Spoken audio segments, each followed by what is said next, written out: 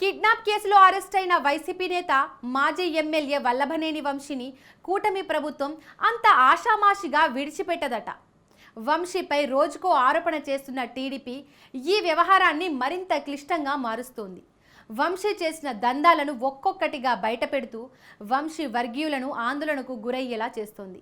ఇంతకు వంశీపై టీడీపీ చేస్తున్న ఆరోపణలు ఏంటి? Let's watch the story.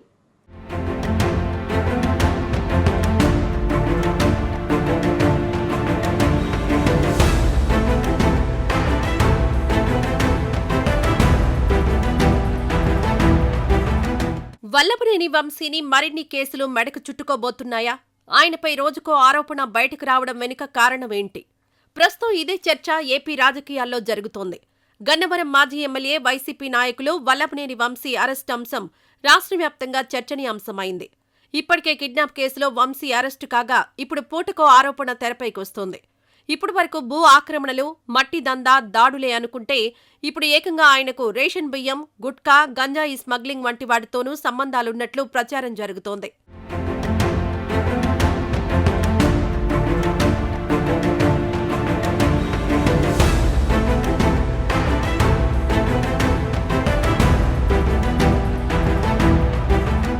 Vamsi arrest అనంతరం పలువురు గతంలో వంశీ చేసిన దందాలను బయటపెడుతున్నారు.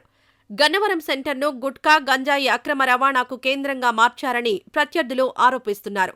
ప్రభుత్వ స్థలాలను ఆక్రమించి వెంచర్లు వేశారని కూడా అంటున్నారు. తన మనుషులను ఒక్కొక్కరిని ఒక్కో దందాకు బాధ్యతలు అప్పగించారనే టాక్ వినిపిస్తోంది. అయితే వంశీపై వస్తున్న ఈ ఆరోపణలను ఆయన అనుచరులు, పార్టీ కార్యకర్తలు పూర్తిగా ఖండిస్తున్నారు.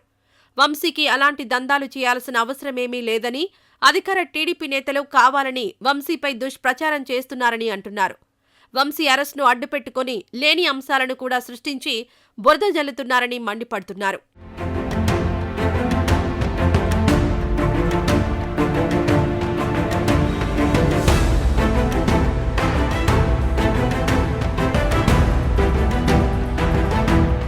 కోడూరుపాడులో వంశీ అనుచరులు పెద్ద ఎత్తున ప్రభుత్వ భూమిని ఆక్రమించారని, దాన్ని కూటమి ప్రభుత్వం వచ్చాక స్వాధీనం చేసుకుని బోర్డు పెట్టిందని తెలుగుదేశం నాయకులు వాదిస్తున్నారు. గన్నవరం నియోజకవర్గంలోని గ్రామ పంచాయతీల నిధులను వంశీ అనుచరులు స్వాహా చేశారని చెబుతున్నారు. గన్నవరంలో ₹1.5 కోట్ల నిధులు దారి మళ్లాయని, దీనిపై ఓ సామాజిక కార్యకర్త ఫిర్యాదు చేయగా పంచాయతీ కార్యదర్శిపై క్రమశిక్షణా చర్యలు తీసుకుని అధికారులు అక్కడితో విచారణ ఆపేశారని అంటున్నారు. ఇప్పటికీ ఆ నిధులు ఎక్కడికి వెళ్లాయో తేలలేదని చెబుతున్నారు.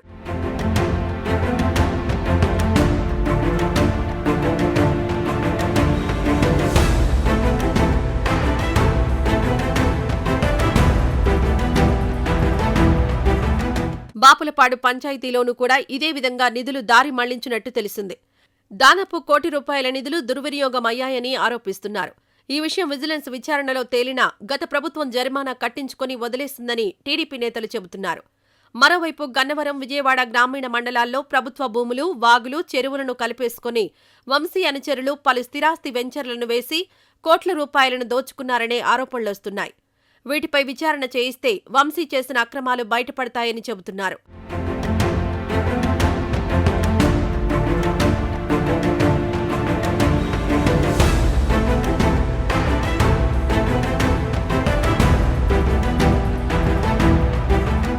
కోడూరుపాడులో ఆర్ఎస్ నంబర్ 111లో ఉన్న కోదండరామస్వామి ఆలయం ఎకరం భూమిని వంశీ అనుచరులు దొంగ పత్రాలు ఉపయోగించి స్వాహా చేశారని, ఇలాంటి భూ ఆక్రమణలు ఎన్నో జరిగాయని అంటున్నారు.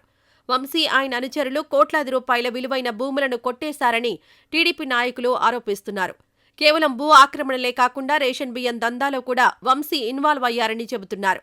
రేషన్ బియ్యం దందా కోసం కొన్ని రైస్ మిల్లులను వంశీ అనుచరులు తమ ఆధీనంలో ఉంచుకొని మరీ అక్రమ బియ్యం ద్వారా ₹1,00,00,000 సంపాదించారని ఆరోపిస్తున్నారు.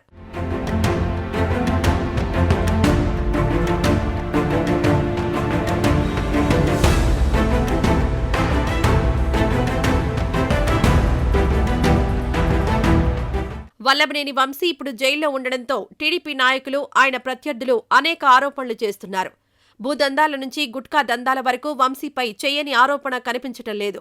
మరి ఈ ఆరోపణలన్నీ వాస్తవమా, లేదంటే వంశీని మరింత లోతుగా ఇరికించడానికి టీడీపీ నాయకులు చేస్తున్న ప్రచారమా? అనేది తేలాలంటే కొన్ని రోజులు వేచి చూడక తప్పదు.